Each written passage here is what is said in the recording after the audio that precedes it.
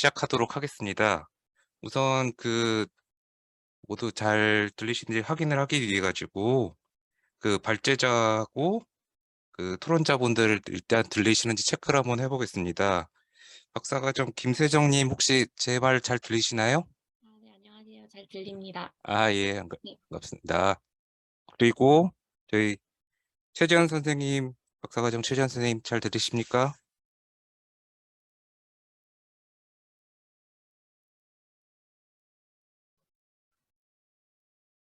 최재현 선생님, 최재현 선생님. 그럼 다음으로 우선 차건환 선생님 잘 들리십니까?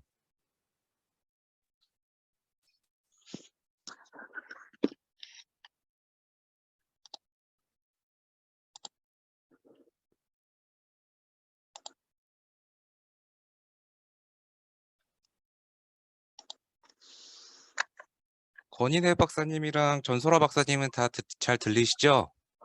예, 잘 들립니다. 예, 지금 발표자 두 분이 저기 최재현 선생님이랑 차건환 선생님이 이제 잘 들립니다. 예, 잘 들리십니까? 예. 네. 차건환 선생님,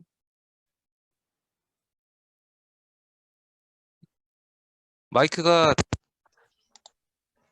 예. 잘 들리시나요? 네, 예, 잘 들립니다. 예. 제 아, 목소리 나오나요? 예, 저 들립니다. 혹시 안 들리시는 분 계신가요? 예, 그러면은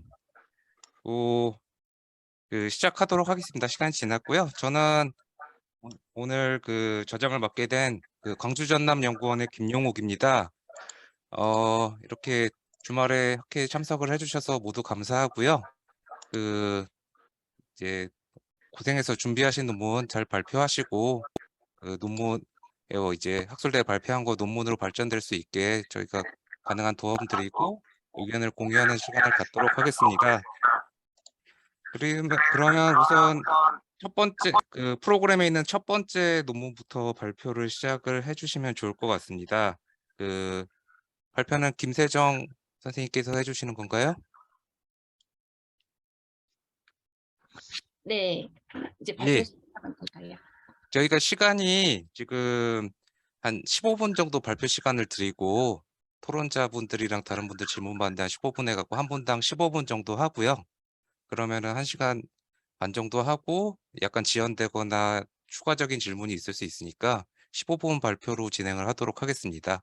그러면은 지금 10시 8분이니까 한 23분까지 이렇게 발표를 해주시면 감사하겠습니다. 예, 시작해 주시죠.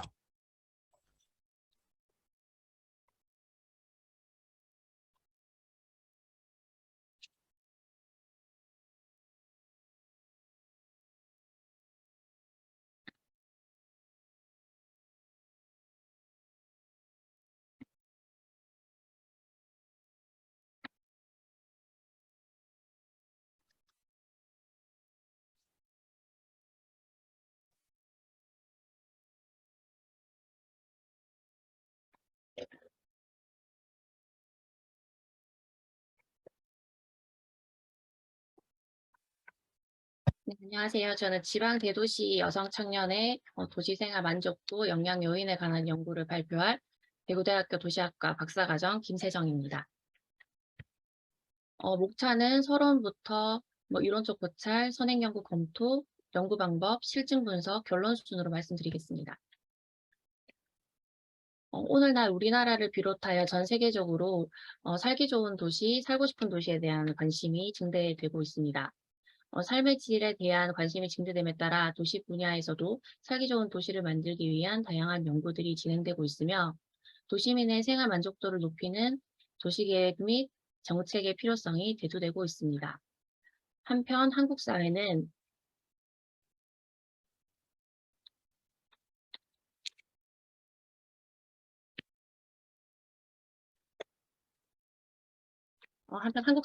산업화 및 민주화를 통해 사회적으로 크게 발전한 데 비해 각 개인의 삶의 질은 향상되지 못하고 있습니다. 급격한 사회 변화로 출산율 저하, 초고령화, 인구 국감 등 사회 전반에 문제와 다양한 갈등이 발생함에 따라 각 개인의 삶의 질 증대를 위한 적극적인 정책적 대응이 필요한 시점입니다. 이러한 사회 변화에 따라 증가하고 있는 1인 가구 중 여성 청년의 도시생활 만족도와 이에 영향을 미치는 요인이 무엇인지, 어떠한 도시 정책이 필요한지에 대해서 살펴보고자 합니다. 본 연구는 여성 청년의 주거 특성과 다양한 사회 지표를 통해 도시생활 만족도를 분석하고자 하며, 분석 결과를 토대로 도시 정책을 제시하는 데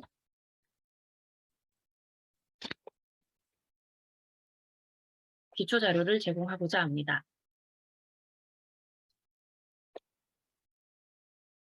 우리나라 인구는 72년 만에 감소하였지만 1인 가구는 700만 명을 넘어섰습니다.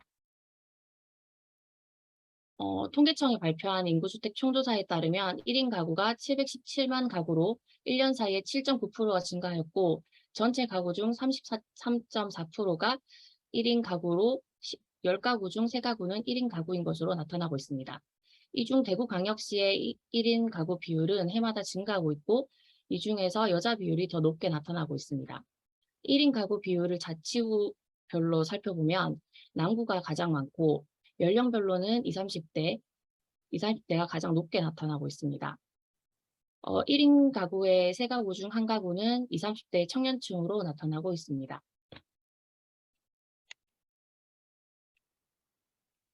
도시생활 만족도란 국립국어원의 표준국어 대사전에서는 만족의 의미를 마음의 흡족함, 모자람이 없이 충분하고 넉넉함으로 정의하고 있고, 만족도의 의미를 만족을 느끼는 정도로 정의하고 있습니다.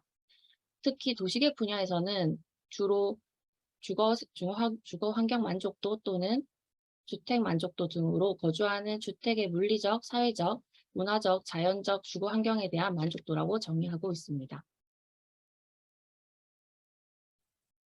여기서 활용한 대구광역시 사회조사는 대구 시민의 복지 수준 및 전반적인 사회 모습을 종합적으로 평가하고 앞으로의 변화 방향을 파악하기 위해 체계적으로 구성해 놓은 통계 지표들의 집합으로서 우리 사회 전반을 포괄하는 13개 부문으로 구성해서 구성하였습니다. 여성 가구의 주거 특성에 관한 선행 연구는 주로 여성 가구의 주거 특성과 삶의 만족도 등에 분석하였는데, 안용진, 김효정, 이현정, 김선주, 지갑성 등의 연구가 있습니다. 1인 가구 특성에 관한 선행 연구를 살펴보면 주로 1인 가구의 특성 분석을 통해 주택 공급 및 주택 정책을 제시하고자 하였습니다. 기존 선행 연구에서는 여성 또는 청년, 중년, 노년 등 계층별 1인 가구의 주거 특성 및 생활 만족도에 관한 연구가 주를 이루고 있습니다. 그러나 결혼 종령기가 늦어지고 미혼 여성이 증가하고 있는 만큼 여성 청년에 대한 연구가 필요할 것으로 보여, 이에 따라 본 연구는 분석 대상을 성별 및 계층별로 세분화하여 기존 연구와는 차별성이 있다고 볼 수 있습니다. 본 연구는 여성 청년의 생활 만족도 영향 요인을 도출하기 위해 2019년 및 2020년 대구광역시 8개 구군에 거주하는 약 16,000명을 대상으로 실시한 대구광역시 사회조사 통계 자료를 활용하였습니다. 이 중에서 결집값을 갖는 부수를 제외하고 15,821부 중 여성 청년의 자료를 필터링하여 총 231부를 분석 대상으로 보았습니다. 도시생활에 대한 전반적인 만족도와 개별 요인에 대한 만족도를 통해 도시생활에 대한 만족도 상태를 전반적으로 확인하고 도시생활에 대한 전반적 만족도의 개별 요인들이 어떤 영향을 미치는지 확인하기 위해 순서형 로지스틱 회계 분석을 실시했습니다.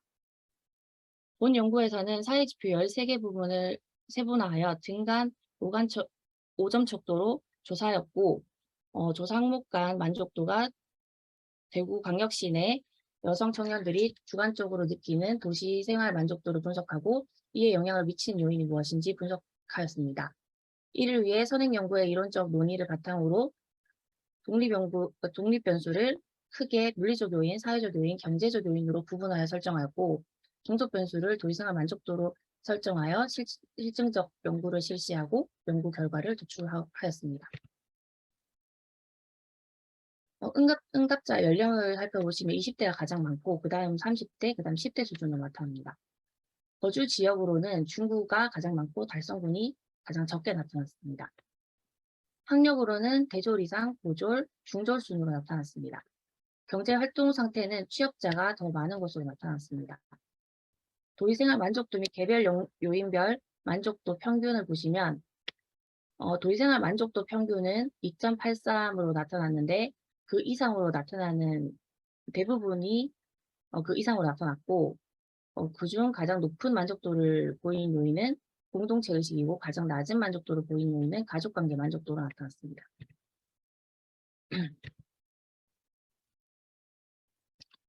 순서형 로지스틱 회계 분석 결과입니다. 추정된 모형은 유의 수준 0.0001의 범위에서 통계적으로 유의함으로 적합성을 갖추었다고 판단하였고 중상위 정도 수준의 설명력을 나타내고 있습니다. 유의한 변수를 살펴본 결과 21개의 독립변수 중에서 16개의 변수가 유의한 것으로 분석되었고 그중 대중교통 만족도 등 12개의 독립변수가 종속변수인 도시생활 만족도에 플러스 영향이 나타나는 것으로 나타났고 반면 의료 서비스 만족도 등 4개의 독립변수는 부의 영향력을 가지고 있는 것으로 나타났습니다. 대중교통에 대한 만족도가 높을수록 도시생활 만족도가 증가할 확률이 약 5.2배인 것으로 나타났는데 이는 여성 청년들이 주로 대중교통을 이용하고 있어 대중교통 여건에 따라 도시생활 만족도가 영향이 큰 것으로 볼 수 있습니다. 그리고 가족관계 만족도가 높을수록 도시생활 만족도가 증가할 확률이 약 8배로 나타났는데 이는 혼자 살지만 가족관계 또한 여전히 생활의 중요한 부분임을 보여주는 결과라고 할 수 있습니다. 다음으로 의료 서비스 만족도가 감소할수록 도시생활 만족도가 증가할 확률이 약 6.1배, 건강상태 만족도가 증가할수록 도시생활 만족도가 증가할 확률이 약 8.4배로 각각 나타났는데 이는 여성 청년층의 생활함에 있어서 건강상태에 대해 관심이 많고 중요하게 생각하고 있지만 현 의료 서비스에 대해서 대체로 만족하고 추가적인 의료 서비스에 대한 부분을 고려하고 있지 않음을 알 수 있습니다. 다음으로 사회복지 서비스 만족도가 증가하고 문화체육시설 이용도 만족도가 증가하고 여가생활 만족도가 증가할수록 도시생활 만족도가 증가할 확률이 각각 3.8배, 8.7배, 5.9배로 나타났는데 이를 통해서 복지 및 문화 여가 요인이 다른 요인보다 높게 나타난 것을 보면 여성 청년들이 문화 여가에 많은 관심이 있다는 것을 알 수 있었습니다.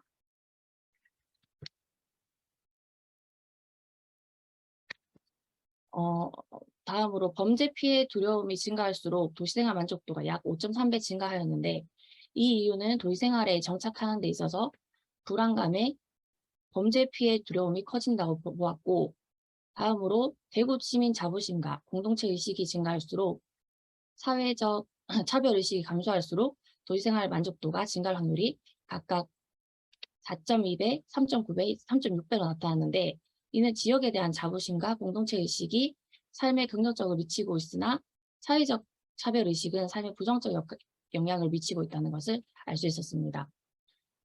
가구 소득 만족도가 감소할수록 소비 생활 만족도가 증가할수록 도시생활 만족도는 각각 약 3.7배, 5.2배가 증가하는 것으로 나타났는데 이는 여성 청년층은 경제적으로 생산보다는 소비에 치중되어 있다는 것을 보여주었습니다.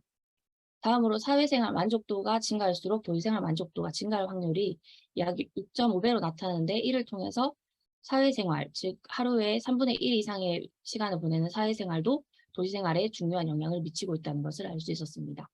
그 외에 연령이 감소할수록 도시생활 만족도가 증가할 확률이 약 4.4배, 학력이 증가할수록 도시생활 만족도가 증가할 확률이 약 3.6배로 나타나 30대보다 20대가 도시생활을 더 즐기고 학력이 높을수록 도시생활을 더 즐기고 있다는 걸 보여주고 있습니다.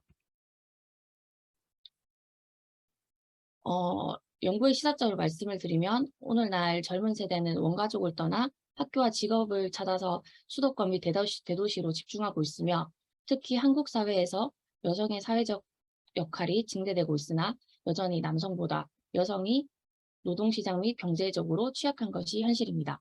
그럼에도 불구하고 주거 안전을 비롯한 도시생활 정주 여건에 대한 요구가 훨씬 크게 나타나고 있습니다. 최근 수도권 및 대도시의 주거비 등 물가가 나날이 증가하고 있는 상황에서 2030 세대를 대상으로 한 정책 위협으로 정책 지원이 필요하다는 의견이 제기되고 있습니다. 이에 본 연구는 대구 사회조사 자료를 활용하여 지방 대도시의 여성 청년 도시생활 만족도에 영향을 미치는 요인을 모색하고 분석 결과를 토대로 여성 청년을 위한 도시 정책을 제시하는 데 기초 자료를 제공하고자 하였습니다. 분석 결과 21개 독립 변수 중 16개의 변수가 유의한 것으로 분석되었고 그중 대중교통 만족도 등 12개의 독립 변수가 종속 변수인 도시생활 만족도에 정의 영향을 미쳤고 반면 의료 서비스 만족도 등 4개의 독립 변수가 부의 영향력을 미치는 것으로 나타났습니다. 정의 영향을 미치는 요인 중 도시생활 만족도에 가장 크게 영향을 미치는 요인은 문화체육시설 만족도, 건강상태 만족도, 가족 관계 만족도, 사회생활 만족도 순으로 나타났고 정의 영향을 미치는 요인 중 도시생활 만족도에 가장 작게 영향을 미치는 요인은 사회복지 서비스 만족도, 공동체의식, 대구 시민 자부심 순으로 나타났습니다. 부의 영향을 미치는 요인 중 도시생활 만족도에 가장 크게 영향을 미치는 요인은 의료 서비스 만족도이고 부의 영향을 미치는 요인 중에 도시생활 만족도에 가장 적게 영향을 미치는 요인은 사회적 차별의식으로 나타났습니다. 이러한 분석 결과를 토대로 정부에서는 보다 여성 청년층에 맞추어진 의료 서비스 및 사회복지 서비스 등의 폭넓은 제공을 위해 정부 서비스 사각지대에 놓이지 않도록 지속적인 관심이 필요할 것으로 보입니다. 본 연구는 1인 가구 중 가장 높은 비중을 차지하고 있는 20, 30대에서 여성을 중심으로 연구를 진행하였는데 1인 가구 중 20, 30대가 여성만큼 남성 또한 많은 비중을 차지하고 있음을 고려하였을 때 남성 청년에 대한 연구도 추가적으로 필요할 것으로 판단되어 향후 보다 광범위한 자료 구축을 통해 심도 깊은 연구가 이루어져야 할 것으로 생각이 됩니다. 이상입니다.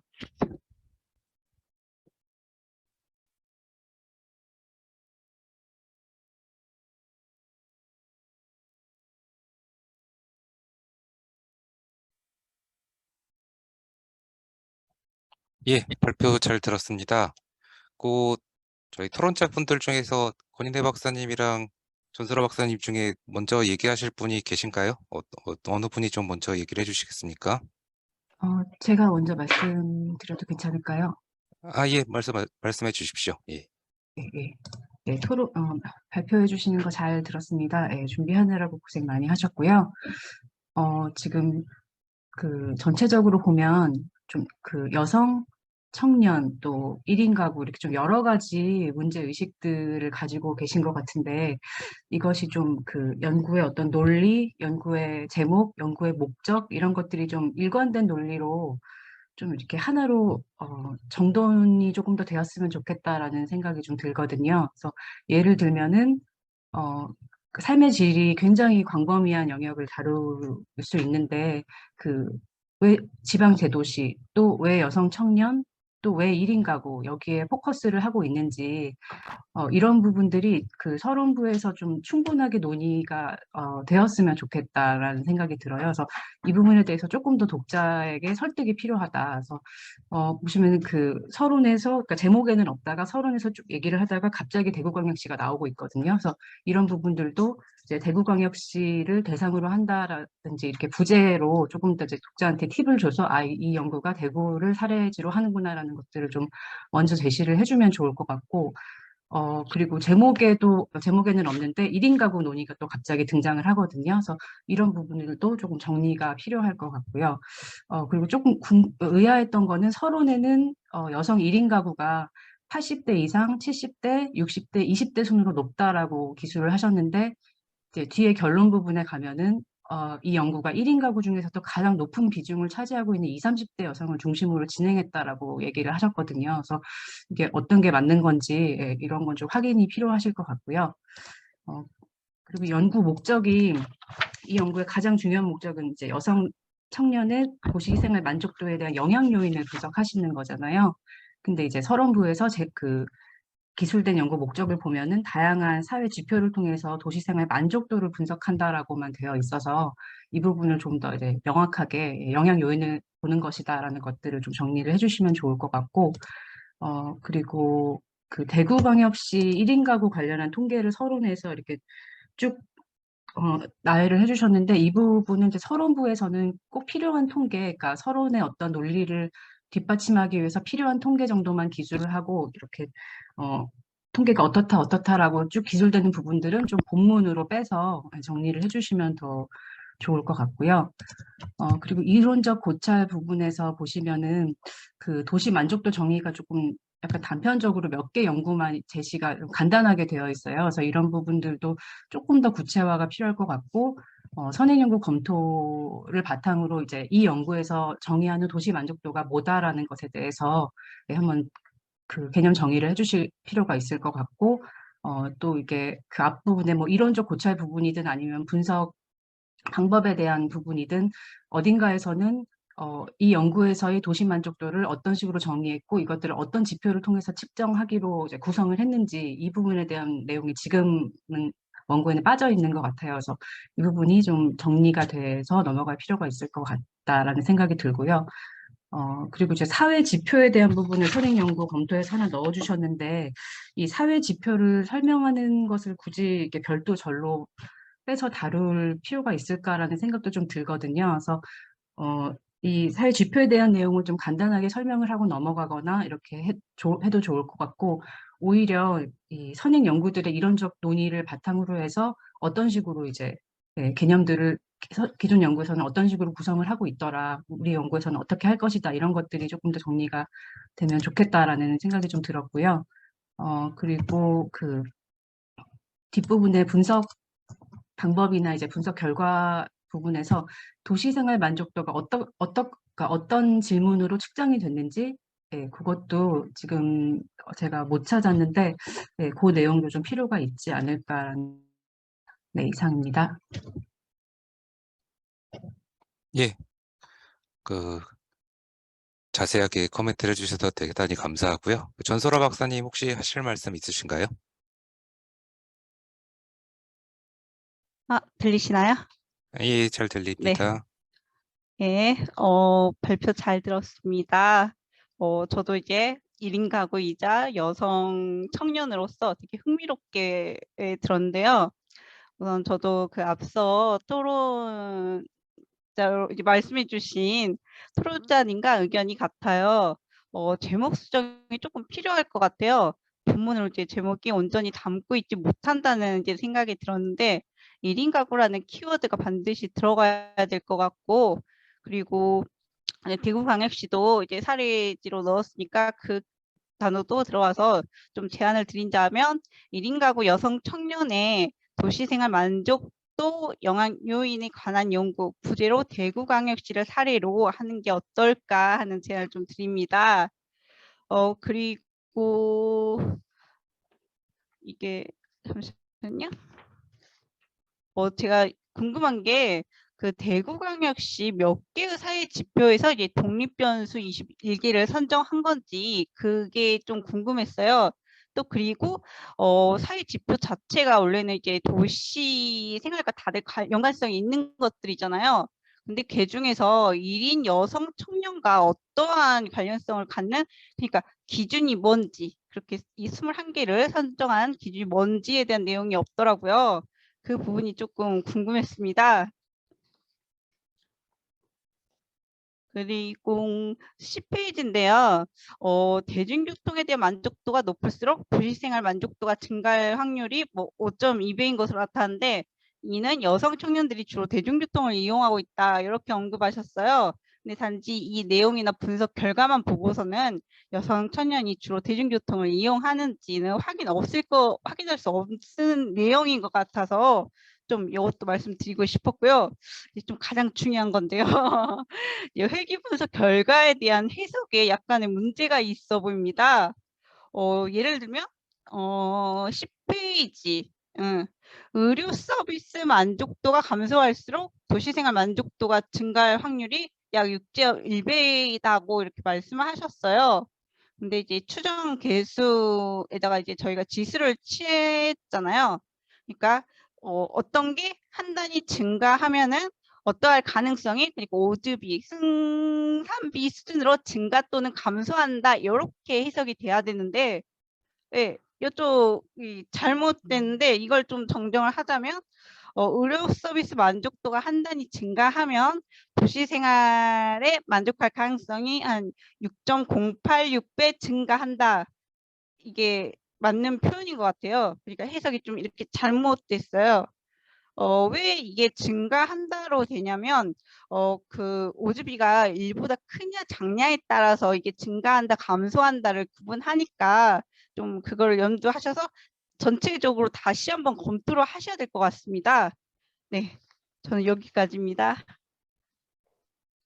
예, 두 분 그 토론자분들께서 굉장히 좀 폭넓고 자세하게 얘기를 많이 해주셔가지고 제가 특별히 드릴 말씀은 없을 것 같은데 그래도 조금 첨언을 하자면 이 분석 자체는 대구 사회조사 자료 이용해서 만족도를 분석을 하는 크게 그 어렵지 않은 분석인 것 같은데 그거를 어떻게 풀어나가느냐 그러니까 이 논문이 그 자료를 가지고 나온 결과를 어떻게 보여줄 거냐에 대한 뭔가 스토리가 논리적 흐름이 조금 정리가 안 된 것 같아요. 그래서 여기에 있는 모든 내용들을 좀 전반적으로 보여주려고 하시다 보니까 이론적 논의도 조금 이것저것 다양하게 들어가다 보니까 깊이가 없어지고 해석하는 부분도 뭔가 좀 특정 부분에 집중을 하고 거기에 대해서 논리적 흐름을 이론적으로 검토한 다음에 그러고 분석을 했으면은 거기 나온 수치를 해석을 할 수 있을 텐데 너무 많은 변수들을 좀 논의를 하다 보니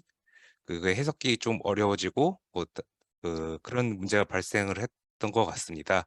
뭐 제가 개인적으로 좀 조언을 드리자면 그 좀 초점을 조금 줄이셔가지고 내가 이 논문에서 보이려고 하는 게 뭐다.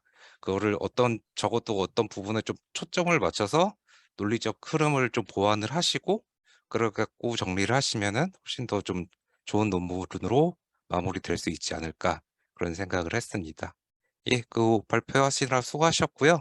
혹시 뭐 다른 발표자분들이나 그 다른 분들이 좀 질문하실 게 있나요? 없으시죠? 예, 그러면은 다음 발표 최재현 선생님께서 준비해 주시면 좋을 것 같습니다. 네, 준비하겠습니다.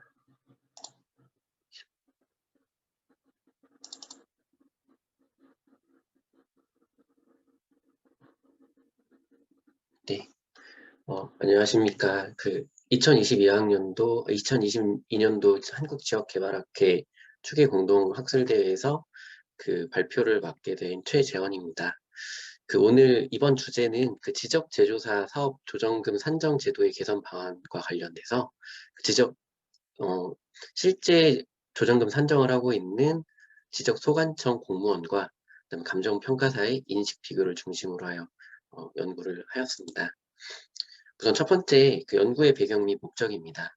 연구의 배경으로는 지적 및 지적 정보는 이제 현재 다양한 이제 과세라든지 그다음에 다양한 생존 목적 등에 사용되는 것이 많은데 근데 현재 이 부분이 지적과 그다음에 공부 사항에 불일치되고 있는 부분이 많이 있습니다. 국토교통부 보고자료에 의하면은 2021년도 기준 14.8%가 지적 불부합지로 조사되고 있습니다. 토지 소유자 간 행정소송 비용 역시 연간 4천억 원에 달하는 것으로 조사되고 있어 이를 해결하기 위해서 2011년 9월 16일 지적제조사 특별법을 제정한 이후 2012년도부터 현재 지적제조사 사업을 착수하고 있습니다. 2030년도를 종료 시점으로 해서 지금 10년 동안 진행되고 있는데 전국 기준 109만 필지, 연 평균 8만 필지로서 전체 사업 목표의 9%밖에 많이 진행을 못하였으며 연평균 목표 사업량인 30만 필지에 비해 많이 부족한 것으로 나타나고 있습니다. 이 같은 지연되는 원인은 지적제조사 사업 조정금으로 인한 갈등과 소송 분쟁이며 지적제조사 조정금 산정을 위한 구체적인 기준 및 법령, 매뉴얼이 부재한 것으로 보여지고 있습니다. 연구의 목적은 지적제조사 조정금 산정 제도 개선 요인 도출, 지적제조사 조정금 산정의 두 주체인 지적소관청 공무원과 감정평가사 그룹의 인식을 판단하여 제도 개선 요인들의 중요도를 도출하고, 세 번째, 제도 개선 요인의 합리적, 객관적, 정량화를 통한 우선순위를 도출함을 목적으로 합니다. 연구의 범위 및 방법입니다. 연구의 범위는 공간적 범위로서 수도권, 충청권, 전라권, 경상권, 강원권, 제주권을 포함한 전국을 대상으로 하였으며 시간적 범위는 2022년도로 하였습니다. 설문의 대상은 조정금 산정의 주체인 지적소관청 공무원과 감정평가사입니다. 연구 방법은 선행연구 및 문헌 고찰을 통해서 조정금 산정 개선 방안 요인을 추출 및 분류하였으며 이 추출된 요인을 토대로 FGI 분석 및 개별 면담을 실시하였습니다. 이를 통해서 AHP 분석을 하였고, AHP 분석은 각 전문가 그룹이 인식한 개선 방안에 대한 중요도 및 우선순위 산출함을 목적으로 하였습니다. AHP 분석의 설문 기간은 2022년 10월이었으며 설문 방법은 대면 조사와 이메일 방법을 병용하였습니다. 전문가 1, 2 그룹 50명을 조사하였으며 50부가 회수되었습니다. 제도 고찰입니다. 제도는 바른땅 홈페이지를 우선 참조했습니다. 소유자의 동의 이후 그다음에 일필지 조사가 측량이 되고 그다음에 경계 조사 및 경계 합의가 이루어집니다. 그 이후에 이제 경계가 확정되고 확정된 필지를 기준으로 이제 감정평가가 조정금 산정이 이루어지게 되는데, 조정금 산정을 할 때는 개별 공시지가 또는 감정평가에 의한 방법으로 조정금을 산정하게 됩니다. 이 산정된 금액을 토대로 이의 신청 및 조정금을 산정하게 되며 완료가 됐을 경우에 새로운 디지털 지적 공부가 작성되고 등기가 정리되는 과정을 거치게 됩니다. 기존의 선행연구 고찰 및 차별성입니다. 선행연구 고찰의 경우 주로 첫 번째, 조정금 산정 원칙의 변환과 관련된 내용이 줄을 잃었습니다. 기존 개별 공시지가 방식에서 감정평가 방식으로의 전환이 주로 이루어졌으며, 현재 법령은 감정평가 방식에 의한 것이 주 원칙으로 법령에 기재되어 있습니다. 두 번째는 조정금 부과 납부에 관한 연구가 줄을 이루고 있습니다. 조정금을 부과되는 과정과 관련된 내용은 이제 주로 없었기 때문에 차별성과 관련돼서는 학술적 이론 바탕의 제도 개선이 아닌 실무 차원에서 검토를 하였고, 경계 확정 이전 사전 조정금 평가, 경계 확정 이후 감정 평가, 수령 납부 이후 이의 신청으로 세 분류로 나누어 구체적으로 검토하였습니다. 그리고 이제 지적소관청 공무원과 감정평가사 그룹을 비교, 조사하였으며 개별 두 그룹 간의 우선순위 도출 및 정성적 판단을 수치화함을 차별화로 두었습니다. 세 번째, 연구 방법 검토입니다. 연구 방법은 AHP 기법을 선정하였습니다. AHP 기법은 가중치 상정의 객관성, 평가 요소의 상호 의존성을 검토하기 위해서 AHP 기법을 선정하였으며, 이 장점은 논리가 명확하고 쉽게 적용 가능하다라는 장점을 가지고 있었습니다. 조정금 산정 개선 요인의 선정과 관련돼서 문헌 연구를 보시면 제시된 표 1의 내용에서는 이제 선행 연구를 통해서 항목간 빈도를 검토하였으며, 이후 이 빈도 검토된 내용을 토대로 전문가 그룹을 통해서 개별 심층 면담 및 FGI 방법을 병용하였습니다. 감정평가사, 지적소관청 공무원, 대학 교수 등으로 구성된 6명과 개별 심층 면접과 그 다음에 FGI 방법을 같이 병용했으며, 삭제 항목으로는 표준지 조정금 산정, 조정금의 물납 허용, 조정금 납부 기간 및 횟수 연장 항목을 삭제하였고, 추가 항목으로는 공유지 중 행정자산의 조정금 대상, 평가 대상 추가, 감정평가 기간 선정의 투명성, 이의신청 평가 내용 및 절차 방법의 구체화, 이의신청 시 불이익 변경 금지 원칙 적용 준용을 추가하였습니다. 구조도 설계는 지금 보여드리는 이 표와 같이 3단계 계층으로 구성을 하였고 18개 지표로 구성하였습니다. 1단계는 조정금 산정 절차, 그 다음에 조정금 산정 감정평가로 나누었으며 2계층은 조정금 경계 확정 이전 사전 조정금 평가, 경계 확정 이후 감정평가, 수령 통지 납부 고지 이후 이의신청 이 3가지 절차로 나눴고 감정평가는 감정평가에 관한 규칙에 이거 평가 대상 확정, 평가 대상 확인, 감정평가 원칙 및 기준으로 나눈 후 각각의 2계층에 대해서 3가지 항목씩을 정해서 18개 항목으로 구성하였습니다. 분석 방법은 다음과 같습니다. 분석 도구로서는 엑셀과 그 다음에 BPMSG라고 하는 HB 분석 프로그램을 응용하여 두 방법으로 활용하였습니다.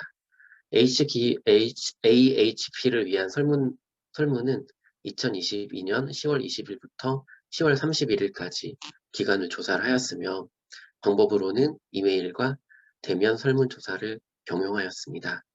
응답자는 지적소관청 공무원 24분, 그 다음에 감정평가사 26분으로 선정하였습니다. 전문가 1그룹의 기초 특성을 주로 보면은 주된 활동 지역으로는 광역 및 기초지자체가 46%, 군지역이 38%로 주를 이루었습니다. 종사 기간은 15년 이상이 50%, 3년 미만이 38%로 오래 하신 분과 그 다음에 지금 현재 이 일을 하시는 분을 골고루 이제 대상으로 선정하였으며 지적 제조사 조사 건수는 5에서 10건 이상이 29%, 1에서 2건이 29%, 10건 이상이 25%로 다양한 경험을 많이 지니고 계신 분들을 대상으로 선정하였습니다. 전문가 2그룹의 기초 특성입니다.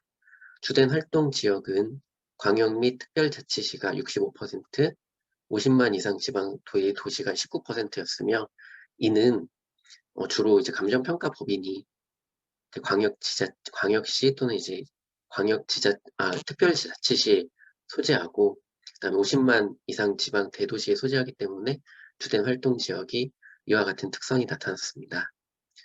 이 업무와 그리고 이제 종사 기간으로서는 15년 이상이 35%, 10에서 15년 이상이 미만이 27%로 대부분 10년 이상 된 감정평가사분들을 대상으로 선정하였고 지적제조사 건수와 관련돼서는 1에서 2건이 35%, 3에서 4건이 35%, 5에서 10건이 19%로서 주로 이제 현재 운용되고 있는 현재 감정평가 의뢰가 지적소관청에 의해서 이제 지적소관청에 의해 의뢰되고 있는 실태를 반영하여서 이와 같은 수치가 도출되었습니다. 지적소관청 공무원과 관련된 HP 이제 그 복합 가중치 우선순위입니다. 일관성 비율을 보시면 CR 지수는 0.06으로 0.1% 미만으로 나와 일관성은 있는 것으로 도출이 되었습니다.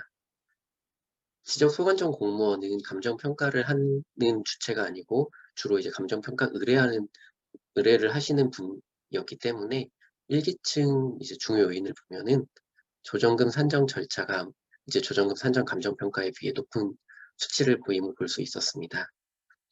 그리고 이제 전문가 1그룹과 2그룹을 두 그룹을 좀 비교해 보면은 전문가 1그룹은 경계 확정 이전 사전 조정금 평가가 2단계 계층 중요도에서 0.44%를 보이는 것을 0.44를 보이는 것을 볼 수 있었고 그리고 3단계 지표에서는 사전 조정금 평가 최소화 부분이 우선순위에서 1순위로 나타나고 있는 것을 볼 수 있었습니다.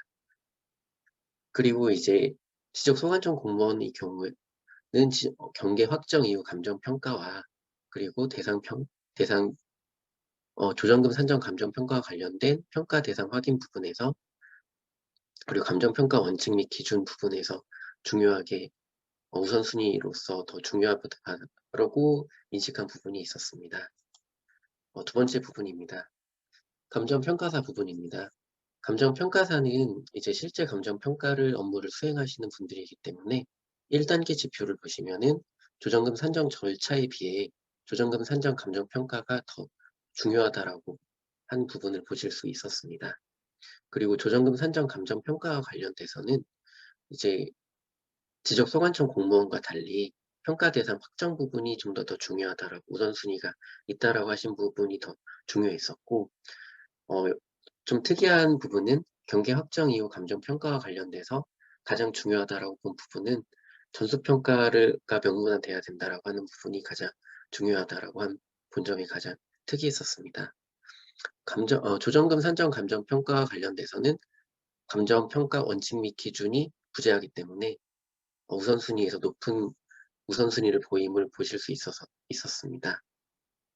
네, 그리고 일반성 지수와 관련돼서는 0.019%가 나온 것으로 봐서 10% 미만으로 이제 CR 지수가 매우 높은 것으로 보실 수 있었습니다. 연구의 요약 및 시사점입니다. 연구 요약입니다. 공통점으로서는 경계 확정 이후 감정평가 원칙 및 기준의 세부 지표를 중요하게 인식하고 있었다라는 점이 공통점을 보였습니다. 그러나 전반적으로 세부적 내용에서 큰 차이를 보임을 HPP 분석을 통해서 알 수 있었습니다. 다음은 시사점입니다.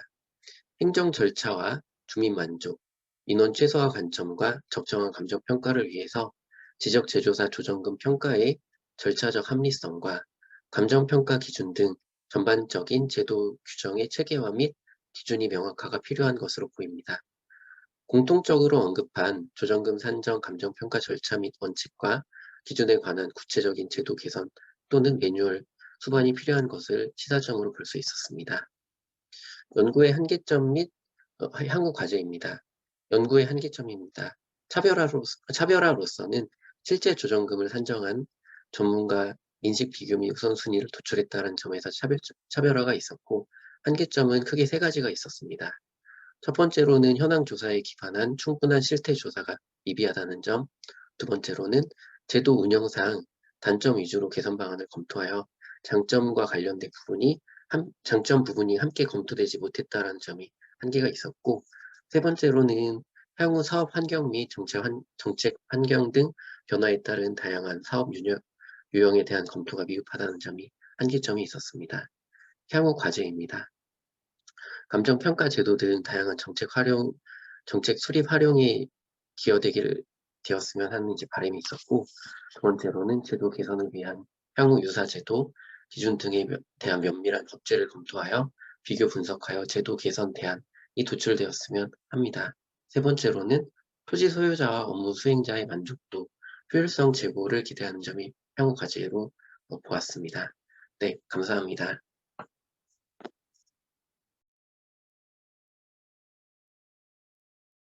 예, 발표 잘 들었습니다.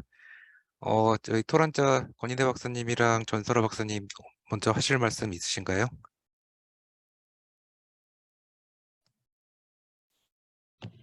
제가 먼저 할까요?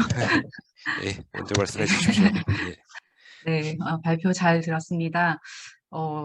사실 제목만 보고 저는 되게 좀 잘 모르는 분야이기도 하고 되게 낯선 주제여서 이게 뭘까 했는데 연구 배경이랑 목적이 쭉 읽으면서 저는 되게 흥미롭게 봤거든요. 그래서 우리나라 전국 국토의 15%나 되는 그 비중으로 지적 불부합지가 있고 행정 소송 비용이 연간 4천억에 달하고 이런 것들이 굉장히 좀 이 연구가 되게 필요하겠구나라는 거를 필요성을 많이 주는 것 같아서 재미있게 봤었고요.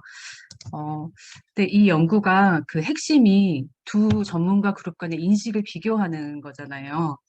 근데 그 제목에 비해서 이게 어떤 그 필요성이나 분석 결과라든지 그 결론 부분 이런 부분에서 그 인식의 차이가 있다라는 부분이 좀 명확하게 드러나지는 않는 것 같아요. 그래서 지금은 분석 결과를 보더라도 뭐 전문가 1그룹은 뭐뭐뭐가 상대적으로 더 중요하게 인식됐고 전문가 2그룹은 뭐뭐뭐가 더 상대적으로 중요했다. 이렇게 조금 간략하게 분석 결과를 해석하는 정도로 지금 그렇게만 기술이 되어 있는데 이 두 그룹의 분석 결과를 서로 엮어서 연구자가 조금 더 이렇게 의미 있는 결과를 해석해 주시면 좋겠다라는 생각이 들거든요. 그래서 조금 더 심층적인 분석 내용이 나오고, 그러니까 각 그룹 간의 인식의 차이는 어떻고, 이런 인식의 차이가 어떤 부분에서 기인하는 것 같고, 그래서 이런 것들이 이제 앞으로 제조사 사업을 조금 더 개선하는데 어떤 식으로 반영이 되면 좋겠다라든지 조금 그런 내용들이 분석 결과와 결론으로 이렇게 쭉 이어지면서 제시가 되면 좋겠다라는 생각이 좀 들었고요. 현재도 결론에 보면은 그 관련된 내용이 간략하게 있기는 하거든요. 그래서 한 3줄 정도 이렇게 공무원은 이제 어떤 사업의 운영이나 이제 그 토지 소유자 만족도 등을 감안해서 이런 제도의 도입을 원하고, 뭐 감정평가사는 아무래도 이제 어떤 기술적인 부분, 원칙적인 부분 이런 부분에 대해서 이렇게 중요시한다라는 내용이 언급은 되고 있는데 이 논문의 제목, 그러니까 목적이 이제 인식을 비교하는 것이니까 그것이 조금 더 이렇게 중요한 줄기로 처음부터 끝까지 좀 이렇게 잡아줬으면 좋겠다라는 생각이 들고요. 그 서론 부분에서도 이 인식 차이를 파악하는 것이 왜 중요한지에 대해서 조금 더 명확하게 기술을 해주시면 좋겠다라는 생각이 들어요. 그래서 그런 게 가장 이제 이 논문을 보면서 좀 그 부분에 대해서 조금 이렇게 설득이 됐으면 좋겠다라는 생각을 좀 했고요. 그리고 이제 선행 연구 검토 부분이 조금 현재로서는 조금 부족하지 않은가라는 생각이 좀 들거든요.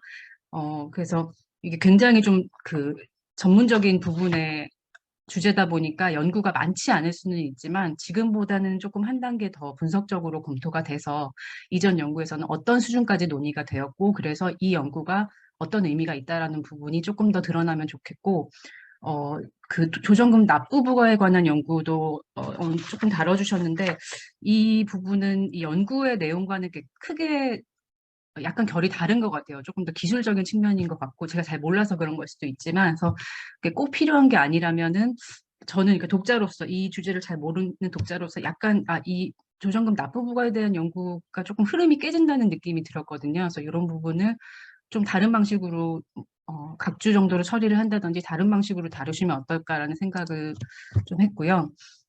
그리고 AHP 분석이 응답자의 어떤 주관적인 판단이 데이터가 돼서 하는 분석이기 때문에 그 응답 대상자들이 어떤 사람들인지 어떻게 구성됐는지 어떻게 조사됐는지 이런 것들에 따라서 결과가 되게 달라질 수 있는 부분이고 그래서 그런 부분이 응답자 부분이 분석 결과의 어떤 신뢰도 이런 거에 중요한 부분이라는 생각이 들어요. 그래서 그 보시면은 총 50명을 대상으로 해서 50부를 받았고 이렇게 하셨는데 저는 요 각 그룹별 응답자 수가 어떻게 되는지도 조금 궁금했고 이제 응답자 특성에 대한 부분이 지금 그 원고에는 그 현황표가 자세하게 나와 있지는 않거든요. 그래서 이것도 이제 향후에는 표로 좀 이렇게 명확하게 분석을 해서 제시하시면 좋겠고, 예를 들면은 그 지역, 주요 활동 지역을 얘기하시면서 광역시 특별자치시가 46%, 군이 38%라고 되어 있는데, 이게 도합은 84%인데, 나머지 지역은 어디서 하시는 거지? 뭐, 예를 들면 그런 것들도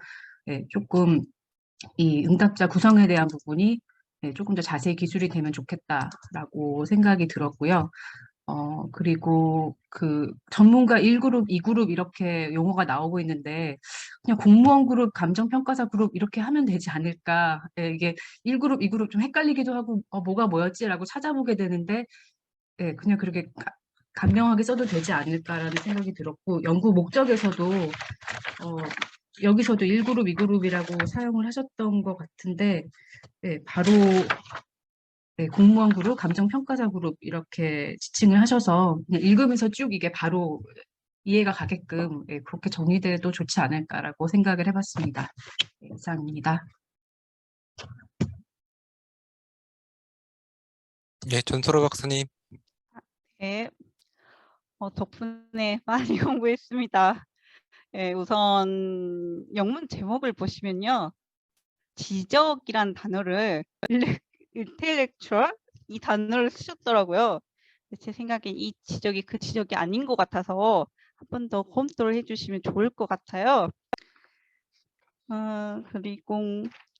그리고 본문 내용 중에 좀 여러 차례인데 지속 가능성을 고려한 조정금 산정 방안이라는 표현이 한 몇 차례 쓰였어요.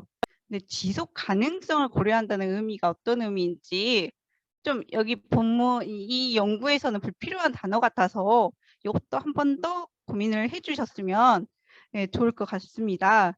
그리고 표 1번 보시면 세부 요인이 중복되어 있어요. 그러면 이거에 따라서 빈도수를 산정할 때 달라질 수 있으니까 요거 표를 수정하시거나 다시 정리하실 필요가 있는 것 같아요. 네. 예를 들면 뭐 연구 일에 대해서 산정 기준 명확화가 동글뱅이가 2개나 돼 있거든요. 그거 수정을 꼭 하시는 게 좋을 것 같습니다. 그리고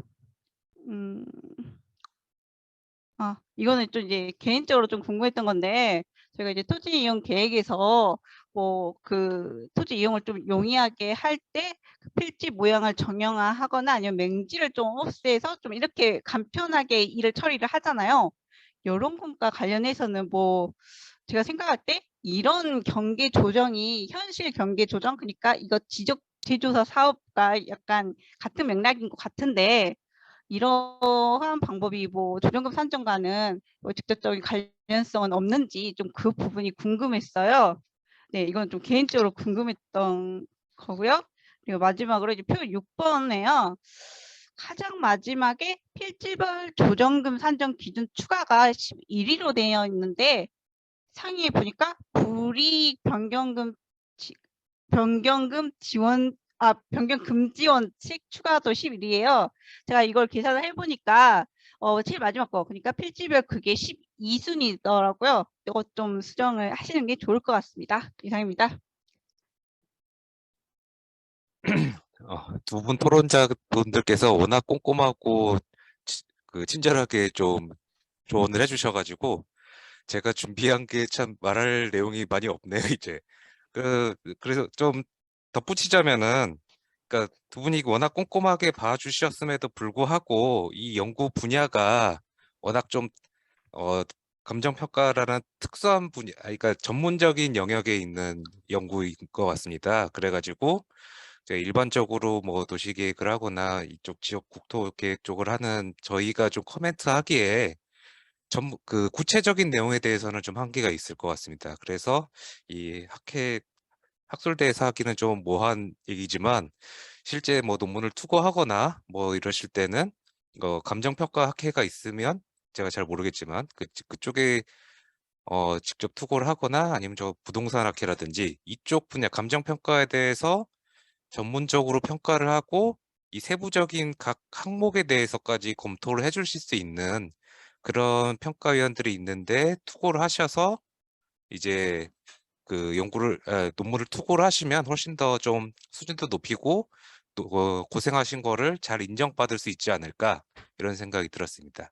예, 발표하느라 수고하셨고 토론자분들도 수고하셨습니다. 다음으로 차건한 선생님, 예, 발표 준비해 주시겠습니까? 예.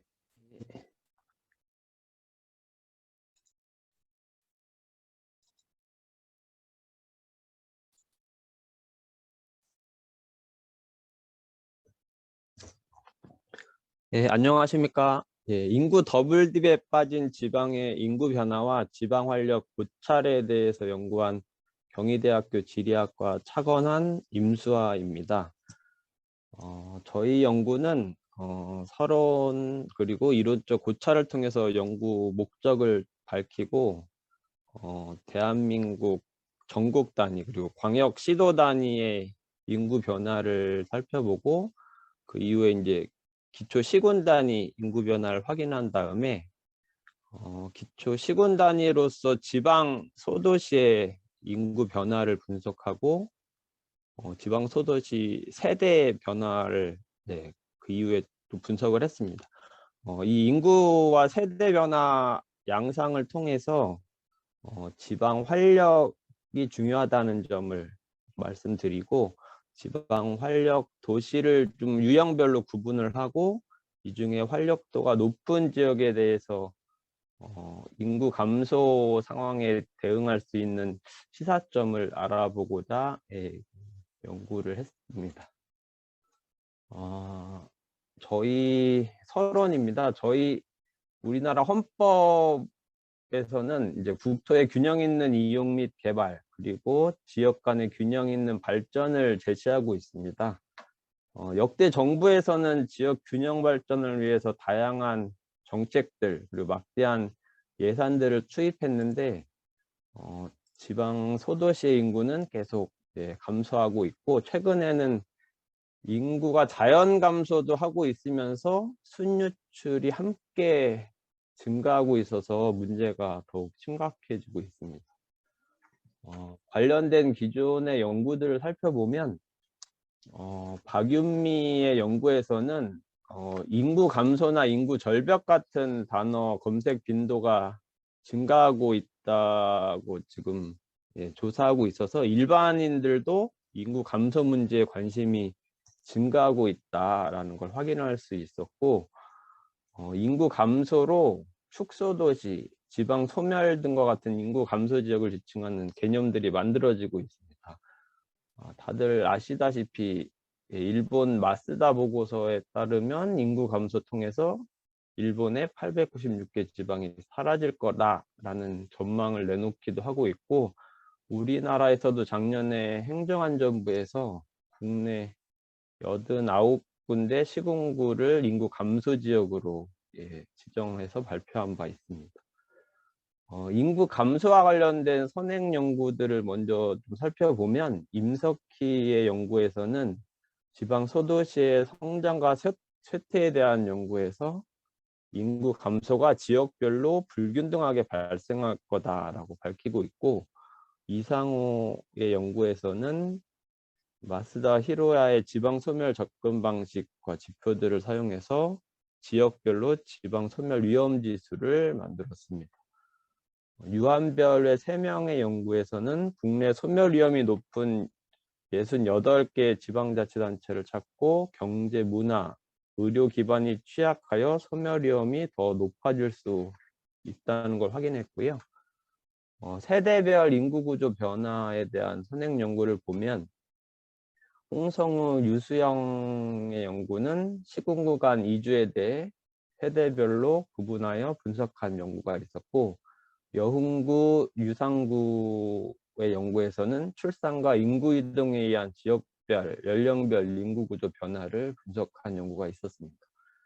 재현정의 연구에서는 군집 분석을 활용하여 인구 감소 지역을 연령별로 인구 변화에 따라 5개의 군집으로 유형화했고, 김가명의 연구에서는 20, 30대 이동 성향이 높고, 이 이동의 공간적 패턴을 보면 30년 단위, 한 세대 간격으로 유사한 패턴이 나타난다는 연구들도 있었습니다. 일본에서는 이제 자신들이 원하는 지역과 안정적인 관계를 맺고 다양한 형태로 지역을 응원하는 이제 관계 인구에 대해서, 그리고 우리나라도 단순히 주민등록 인구가 아니고 특정 지역, 특정 시점에 존재하는 생활 인구에 관심을 갖는 연구들이 나오고 있어서 양적 문제가 아닌 이제 질적 문제로 인구 감소를 바라보기 시작하고 있습니다. 인구 변화는 지역 혹은 사회 발전이나 존속에 큰 영향을 미치기 때문에 최근에 인구 변화를 저희가 좀 다시 한번 확인해 보고 지방의 인구 감소 위기에 대한 분석을 통해서 지방의 활력을 유지할 수 있는 희망적인 대안을 찾고자 연구를 진행했고요. 본론으로 들어가면, 다들 아마 아시다시피 우리나라 총 인구가 2019년을 정점으로 2020년부터 감소하기 시작했습니다. 대체로 인구 증가율을 보면 2016년까지 어느 정도 성장세를 보이다가 2017년 이후로 이제 급격하게 지금 하락하고 있는 모습을 보여서 이 정도의 수준 인구 감소가 앞으로 우리나라 장래 성장률에 큰 재앙적인 요소로 다가올 거라는 거를 다 확인할 수가 있고요. 광역자치단체별로 인구 증가율을 보면 경기도, 제주도, 세종시 정도가 인구가 증가하고 있고, 강원도와 충청도, 인천광역시 정도는 인구가 약간 증가, 좀 정체하는 모습을 보이고 나머지 지역들은 전체적으로 감소하고 있습니다. 약간 좀 특이해서 볼 만한 부분은 서울이나 부산은 오랫동안 감소세가 지속되고 있었는데 지방의 제일 중요 도시라고 불리는 이제 대구시나 광주시, 대전, 울산광역시 같은 경우에도 인구가 최근에 계속 감소하고 있어서 이 부분에 대해서도 조금 앞으로 연구가 필요하고 좀 자세하게 더 볼 필요가 있다라는 생각이 들고요. 광역 단위 말고 이제 기초 시군 단위의 인구 변화를 보면 좀 그 차이가 좀 확연하게 나타나는데 저희가 지역의 시군의 인구 변동을 좀 알아보고자 하고 있어서 인구가 좀 증가하고 있었던 수도권이나 세종시, 제주도를 제외하고 일단 광역시 단위도 제외한 나머지 충청, 강원, 전라, 경상도 지역에 소재한 121개의 시군 지역 전체를 대상으로 분석을 했고 특히 그중에 인구가 20만 명이 안 되는 99개 도시를 더 면밀하게 조사를 했습니다.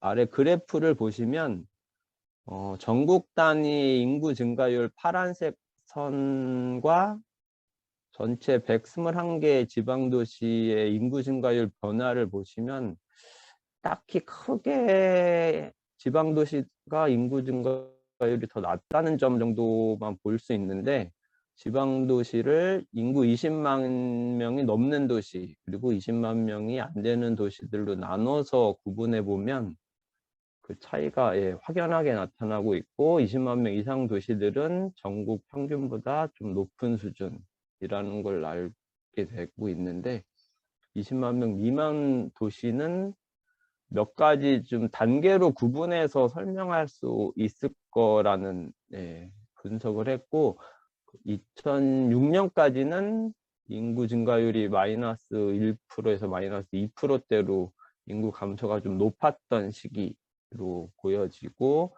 2007년부터 2017년 정도에는 인구 감소가 거의 멈추고 인구 감소가 좀 정체되는 시기로 보여집니다. 그리고 2018년 이후에는 다시 인구가 마이너스 1% 증가하는 감소하는 시기로 세 단계로 구분할 수가 있는 걸 확인할 수 있었고요. 특히 2017년 이후 2018년부터 왜 지방 소도시에서 인구 감소가 다시 심해지고 있지라는 거에 궁금증을 갖고 인구 감소를 두 가지 요인, 인구가 자연적으로 어떻게 증감하는지 그리고 인구가 어떻게 유출되거나 유입되는지 순이동률을 통해 두 가지로 알아보고자 했고요. 인구 증가율과 동일하게 보기 위해서 인구 자연 증가율이나 순이동률도 백분율 수치로 적용했습니다. 인구 자연 증가율은 당해년도 출산자 수에서 사망자 수를 빼서 당해년도 인구 수로 나누어서 계산했고 순이동률은 당해 도시 전입 인구 수에서 전출 인구 수를 뺀 수를 당해년도 인구 수로 나누어서 계산했습니다. 이번 연구에서 이제 국제 간의 인구 이동은 연구에 포함되지는 않았다는 걸 말씀드립니다. 먼저 이제 자연 인구 증가율만 따로 뗀 그래프입니다. 앞서 보셨던 그 자연 인구 증가 말고 이런 이제 인구 증가율로 보면 요 노란색 인구 20만 명 미만 도시의 인구 증가율이 2018년 이후에 마이너스 1%에서 마이너스 0.9에서 1.2%까지 감소하고 있는 추세였었는데 그렇다면 자연 인구 증가율은 같은 기간에 0.5에서 0.7% 정도로 전체 인구 감소에서 자연 인구 감소가 한 50-60% 영향을 미치는 걸로 확인이 됐고, 아마 나머지는 순이동에 따른 인구 유출의 영향일 것이다라는 게 당연히 유추가 되고, 저희 논문 본문에서는 그걸 별도로 또 분석해서 넣고 있습니다. 저희가 제일 중요하다고 생각하는 그래프인데, 말씀드렸다시피 20만 명 미만의 지방 소도시의 자연인구 증가율은 서서히 감소하고 있습니다. 대한민국 전체 인구가 2020년부터 감소가 시작됐지만, 인구 20만 명 미만의 지방 소도시는 2001년부터 인구 자연 감소가 시작됐고, 사실 감소가 시작됐지만 그 비율은 서서하게 감소하고 있었는데, 말씀드렸다시피 2007년 이전에는 인구 자연 증가율이 거의 제로에 가깝기 때문에 지방 소도시의 인구 증가율은 순이동률 그래프를 그대로 따라가는 형태를 보이고 있었습니다.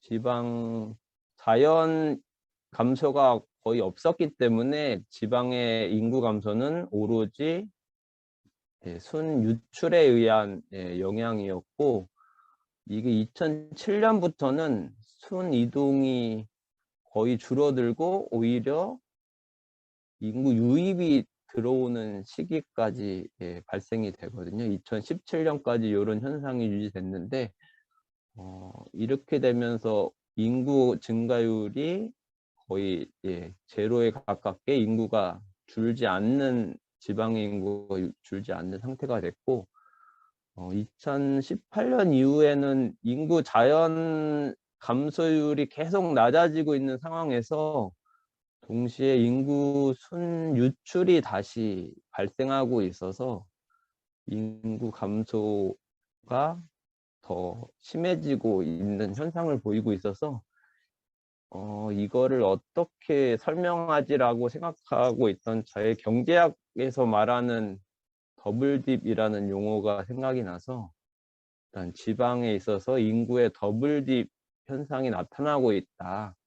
지방이 인구 더블딥에 빠졌다라는 걸 그래프로 보여주고 있다는 설명을 드리고요. 인구가 이렇게 감소하고 있는 상황에서 지방의 인구 세대 변화는 어떤지를 또 한번 봤습니다. 2021년 60대 이상 인구, 노란색으로 표시된 부분을 보시면 전체 인구의 38%입니다. 지방 소도시에서. 1998년에는 18%였으니까 2배 이상 인구 비율이 증가했고, 반대로 10대 이하 인구 비율은 27%에서 14%로 절반 정도 감소했습니다.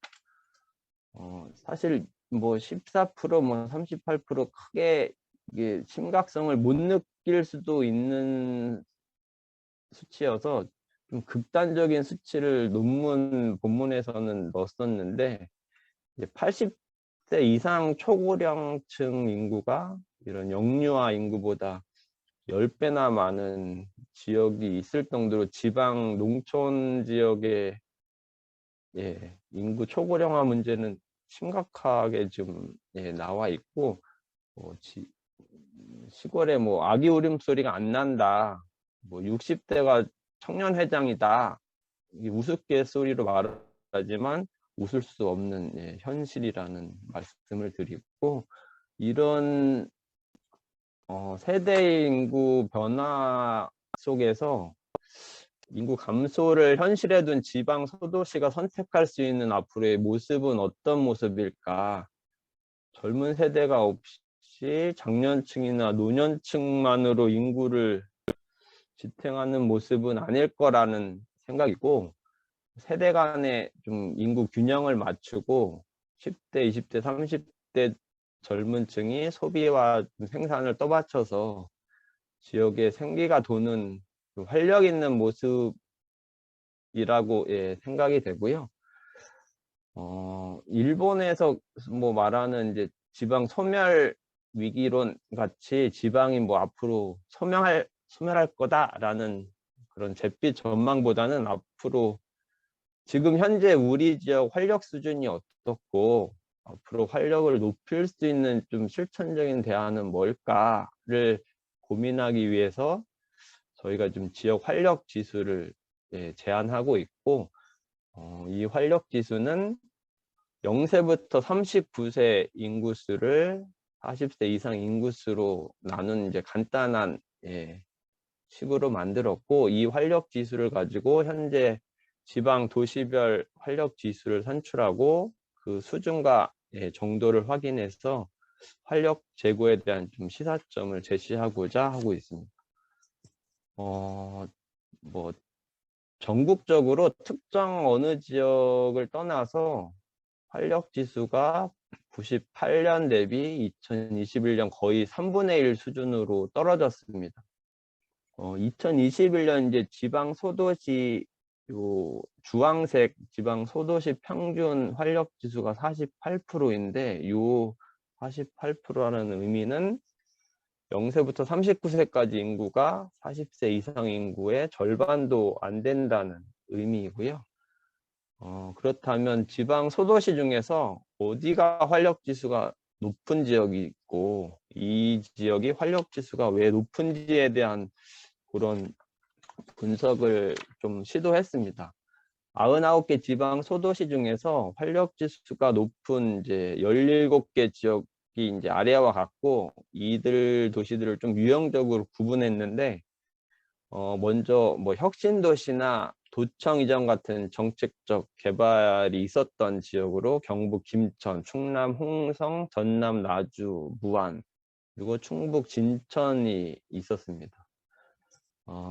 그리고 동해안 해안 지역에 있는 강원도 동해와 속초시가 있었고요.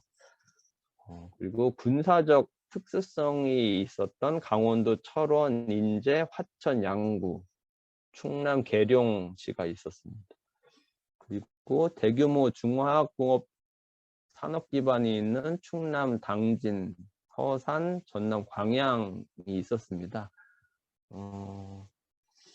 이런 유형을 좀 구분하기 어려운 지역이 있었는데 충북 증평과 경북 칠곡이었습니다.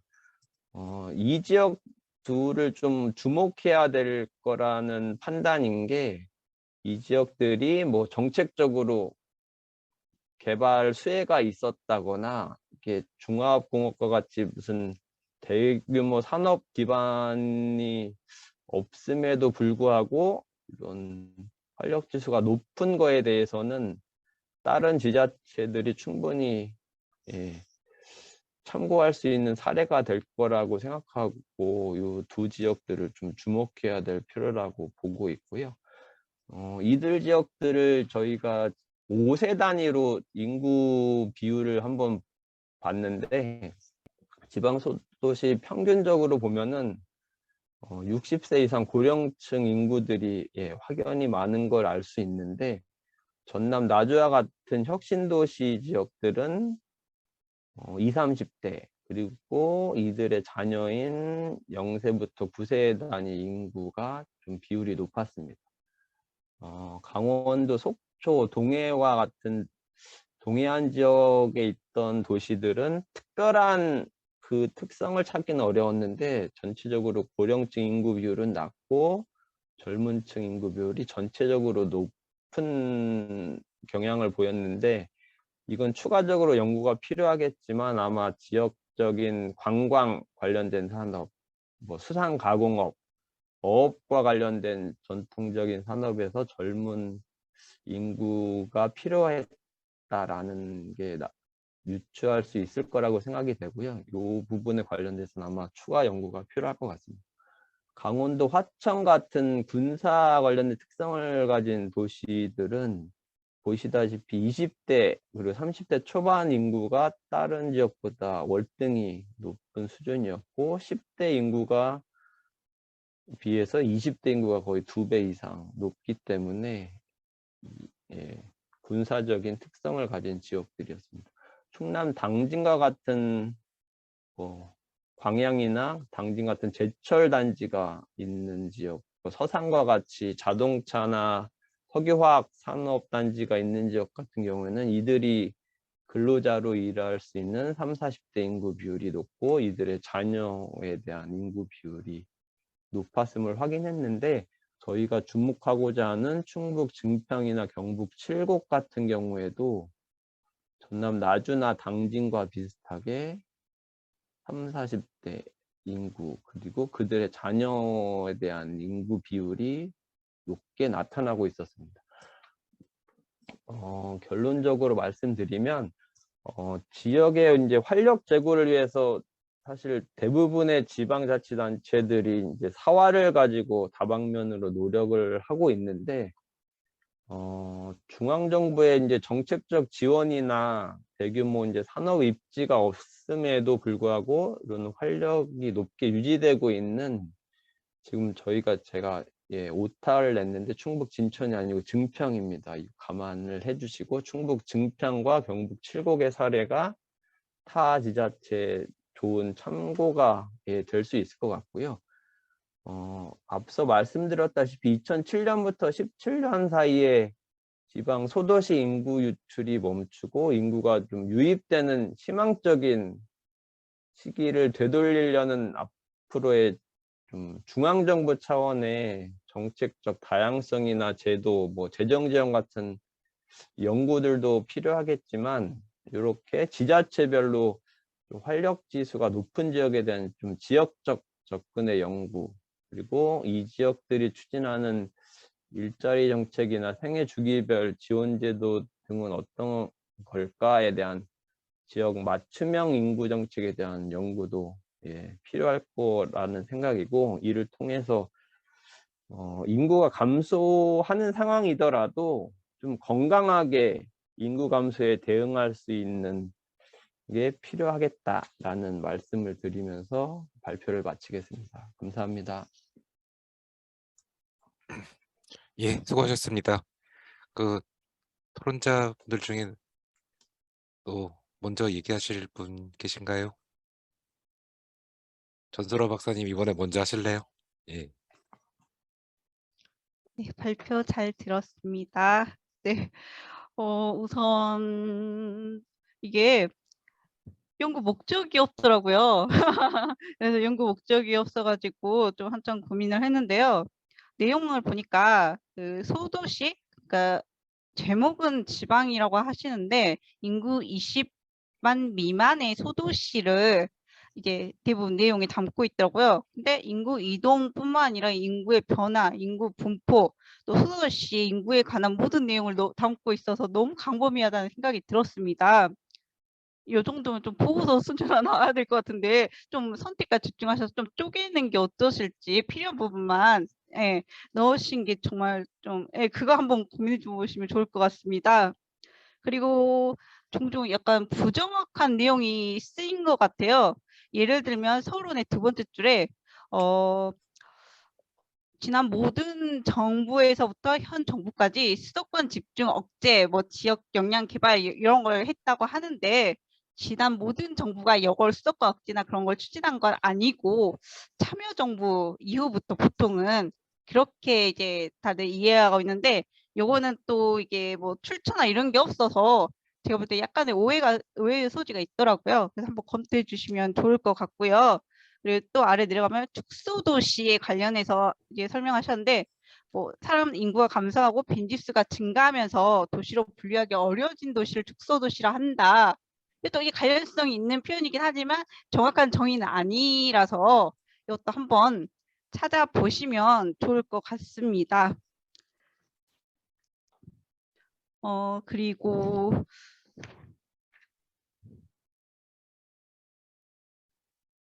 네, 그리고 5페이지 제일 하단인데요. 일부 소도시에서 인구 증가를 보이고 있기도 하고 그래서 광역 도시보다 지방 주요 도시가 인구 방어에 성공적이다라고 말할 수 있다 이렇게 표현을 하셨는데 좀 근거가 빈약하다는 생각이 들었어요. 왜냐면 지방 중소도시는 광역시보다 인구 규모가 작기 때문에 인구 감소 폭도 적을 수밖에 없거든요.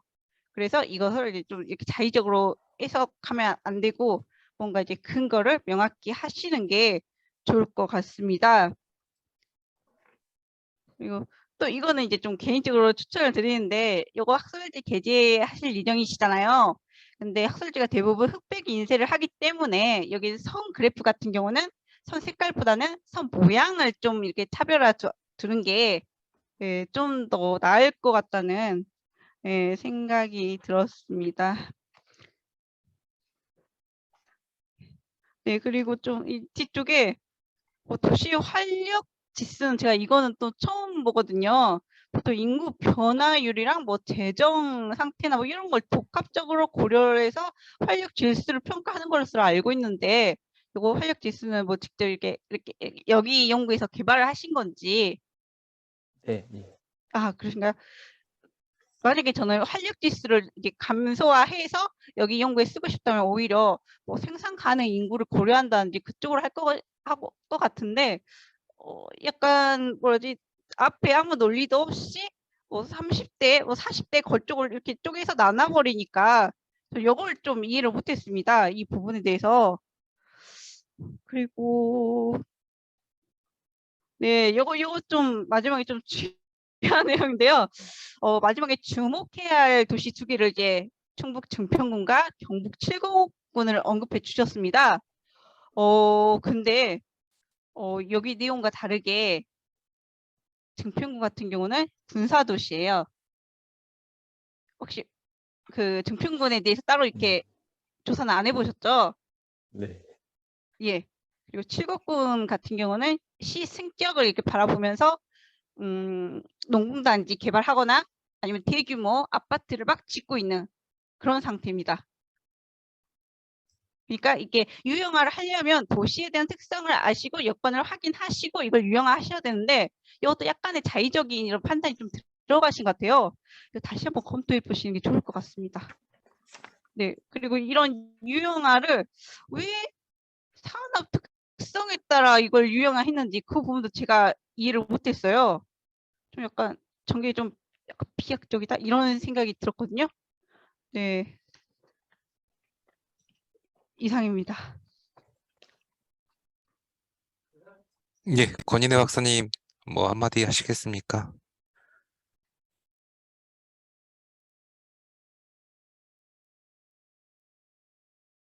박사님 마이크 꺼져 있어요. 권인혜 박사님. 아, 네. 죄송합니다. 네, 발표 잘 들었고요.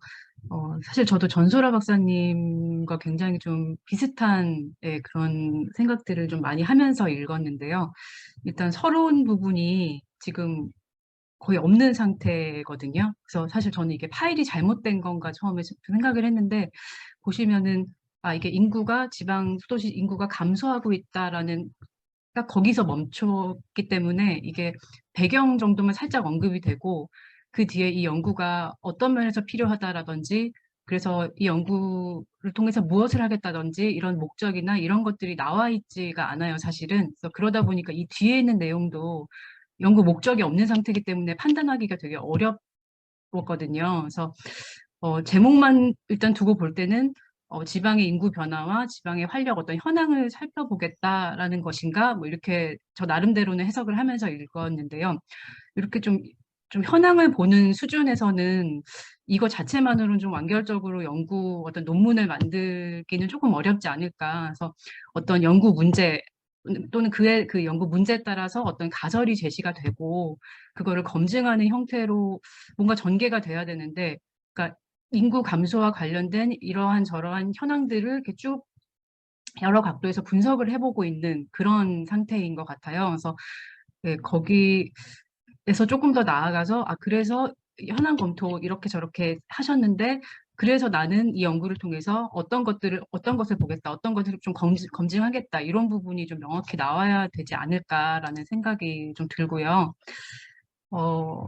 그리고 저도 그 자체적으로 정의하신 활력 지수를 보고 이게 좀 설득이 잘 안 되더라고요. 그러니까 그 지수를 만드신 근거로 제시하신 거는 이게 10대 이하의 인구가 어떤 그 40, 50대가 소비를 하게끔 만들어주기 때문에 중요하고 라는 내용 정도가 있거든요. 그래서 그러면은 또 이제 설명에는 10대 이하인데 어쨌든 또 그 지수에서는 30대 이하 인구에 대한 비중을 보신 거고 또 왜 40대 이상 인구 대비 30대 이하 인구라는 이 지수가 어떤 의미인지 이게 기존의 연구들에서 또 기존의 지수 관련 유사한 지수들에서 어떤 식으로 접근을 했는데 뭐가 문제였고 그래서 이 연구는 뭐 지수를 이런 식으로 변형을 한 것이다라든지 그러니까 그런 어떤 그 설득해줄 수 있는 논리가 없다 보니까 이 지수를 왜 봐야 되지? 이 지수를 보는 게 어떤 의미지? 라는 생각이 좀 많이 들더라고요. 그래서 그런 부분들은 좀 검토를 다시 해보시는 게 좋을 것 같고, 뒤에 이제,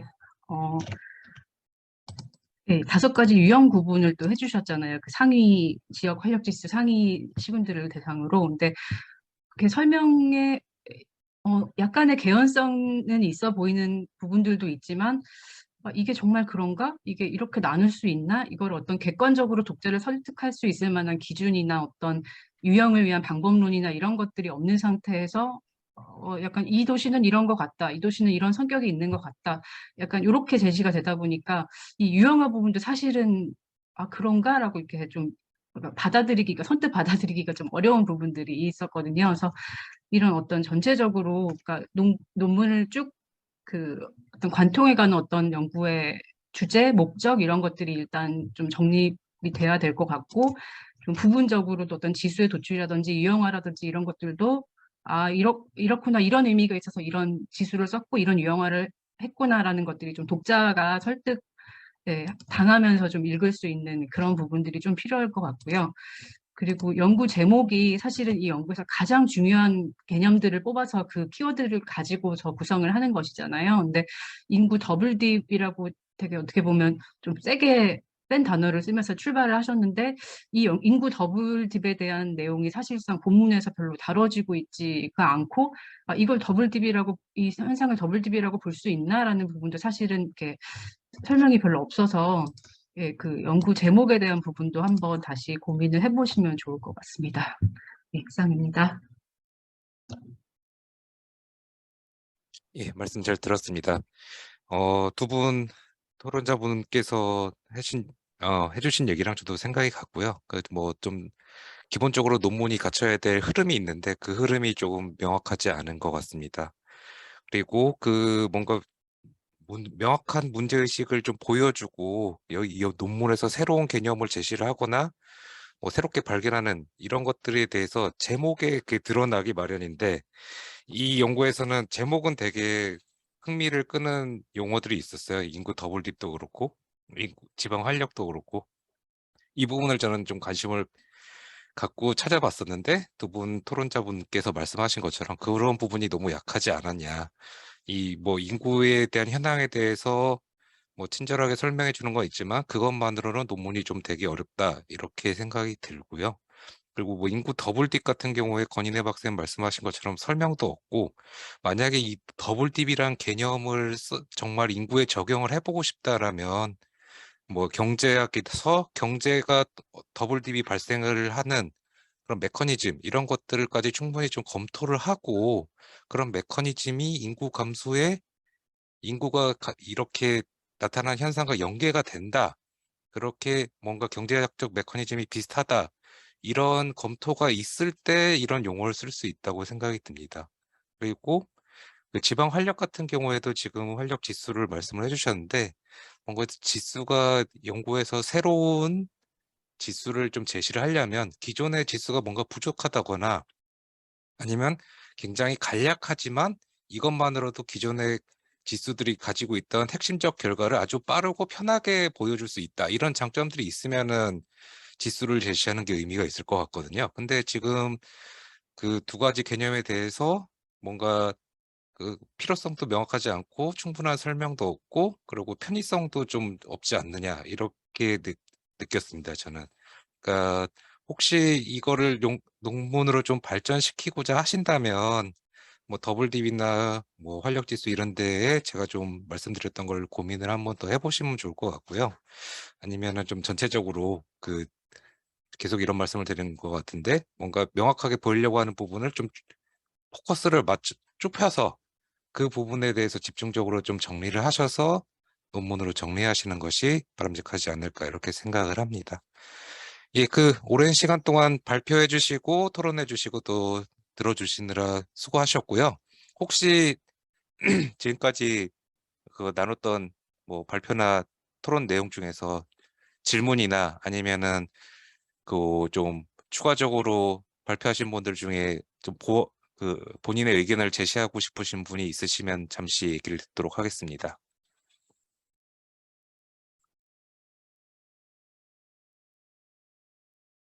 없으신가요? 네, 그러면 없습니다. 그 발표자분들은 먼저 나가셔도 되고요. 저희 토론자 두 분 박사님들께서는 잠시 남아서 저랑 발표에 대해서 논의를 좀 더 해야 될 게 있어가지고 남아주시면 감사하겠습니다.